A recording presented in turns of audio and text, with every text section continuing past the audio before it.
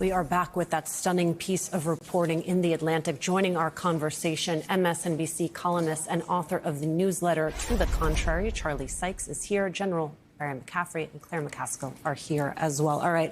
I saved this piece of the reporting because I think there is so much to dig into here, Charlie, which is that Jeffrey gave us insights into J.D. Vance's view of Donald Trump. He writes, the account labeled J.D. Vance responded, making a noteworthy statement considering that the vice president has not deviated publicly from Trump's position on virtually any issue. I am not sure the president is aware how inconsistent this is with his message on Europe right now. There's a further risk that we see a moderate to severe spike in oil prices. I am willing to support the consensus of the team and keep these concerns to myself. But there is a strong argument for delaying this a month, doing the messaging work on why this matters, seeing where the economy is, et cetera. Charlie, your takeaway from that piece of the exchange? Well, I mean, we're seeing, the naked decision making, how the sausage is being made here, and the fact that there is some daylight between J.D. Vance and Donald Trump on all of this. But, this whole breach is so breathtaking. And I guess I want to make three quick points. I mean, number one, given the recklessness and the carelessness with this information, I think we can assume that it's not just Jeffrey Goldberg and The Atlantic that are listening into these conversations. It is also the nation's enemies. I mean, at this point, given the lack of security, is there any reason to believe that the Kremlin and President Xi are not also listening in on all of this? And secondly, given the extent of the data breaches throughout the federal government by this group, the question of competence, how confident can we be that information from the IRS and Social Security and others, Homeland Security, will not also be compromised? And finally, I wonder whether or not Donald Trump, in his retribution campaign, is going to target Jeffrey Goldberg, because there has to be scapegoats here. He's shown no hesitancy going after journalists and others.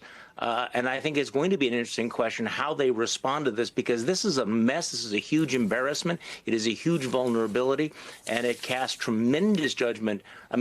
Raises tremendous questions about the judgment and the competence of the people at the very highest levels of this administration. Help me understand, General McCaffrey, to whom does it fall to express to folks inside the Trump administration what a colossal mistake this was, right? I mean, does it fall to Trump himself? Does it fall to the head of DNI? Who is it that expresses to Hegseth, to Vice President Vance, that none of this was acceptable and that they have put our men and women in uniform at risk? Well, look, there is no one of these principals in government who doesn't have some major outside their door who is fully aware of the directive to protect classified information, operational security. They would have known, and by the way, this is clearly not a one-off incident. They've been using Signal as a conduit for sensitive, classified conversations, probably since they came into government. And people undoubtedly have warned them. Look, what you're doing is making us vulnerable to enemy monitoring, and not just the Russians, the Chinese, but there's an arrogance here to look down and say, well, obviously the Houthis and primitive people like they and the North Koreans couldn't penetrate this system, when the North Koreans, with 8,000 some odd professional hackers, routinely steal Bitcoin and monitor our communications. So again, in this case, short term, it placed American aviators at risk. Longer term, there's a lot of other conversations that are out there now that are in the hands of adversaries of the United States. Claire, I'm just so struck by the fact that one of the things that Donald Trump campaigned on was this idea of making America safe. He really played into this feeling that Americans had that they weren't secure, whether that was economically or whether that was from threats abroad or people that Donald Trump told them to be afraid of. So the fact that they are not taking national security seriously. The fact that you have Americans showing up at town halls to complain about DOGE and the cuts that are making America less safe in those regards. The fact that they are scared about their Medicaid, their Social Security. I imagine you're going to have folks who are now showing up to town halls to say, could you at a minimum take the national security of the United States seriously? Could you follow proper protocol? We didn't think we needed to ask you to just accomplish the baseline metric, and yet here we are.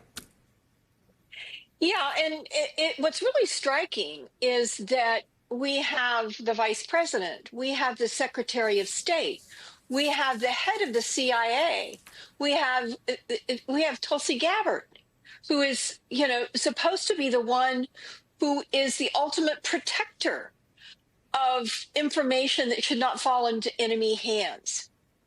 She has, and Jeffrey Goldberg used a great deal of restraint in not printing parts of these messages that would have potentially hurt people in terms of our methods and our ways of gathering intelligence in the Middle East. And by the way, this is all about an area of the world that is a powder keg right now.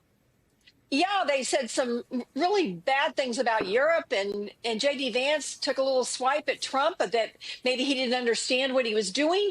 But the most important thing here is somebody needs to lose their job over this, Alicia.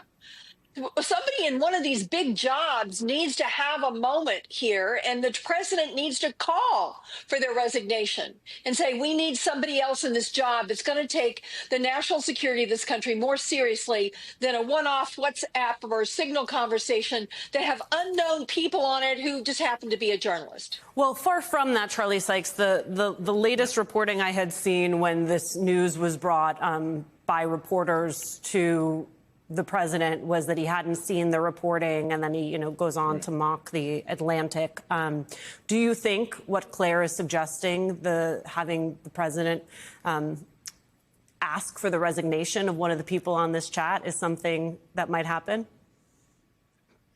Well, who knows what's going to happen, because this entire story is completely inconceivable and unprecedented. But of course, some heads should roll. Will they? I don't know. But I mean, this is again what happens when you stuff the administration full of loyalists and toadies, as opposed to people who are experienced and competent. I mean, this is a full a problem that would run throughout the administration. Will Donald Trump take decisive action? Only if he thinks that it's in his personal interest, because this has become so embarrassing.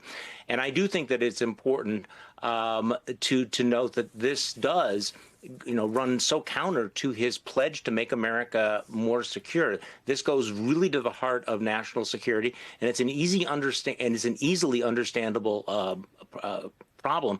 That's one of the reasons why I wonder who he's going to look for as a scapegoat.